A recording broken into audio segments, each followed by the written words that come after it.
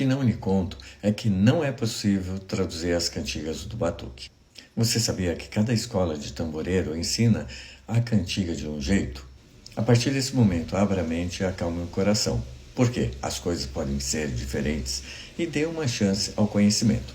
Antes de seguirmos, não esqueça de curtir e compartilhar para ajudar o nosso canal.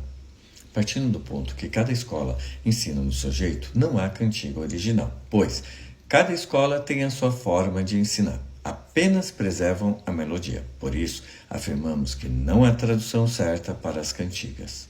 E foi quando começaram a perceber que não conseguiam mais entender o que cantavam e que estavam ficando muito diferentes as cantigas de uma escola para outra, começaram a dizer que essas cantigas se tratavam de um Yorubá arcaico. Entretanto, o principal motivo é que o Yorubá é uma língua tonal e, diante de tudo que explicamos, não se tem mais os tons corretos para fazer a tradução. Dessa forma, só se é possível trabalhar com as ressignificações das atuais cantigas. Esclarecimentos. As cantigas do batuque são orim, não são durá, entre parênteses, rezas. Mesmo que o indivíduo queira continuar a dizer que são rezas, não muda a realidade.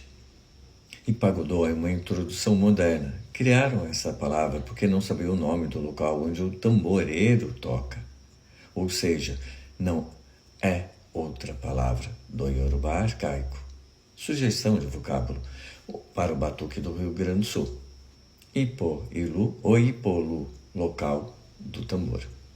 E por hoje ficaremos por aqui. Até a próxima, pessoal.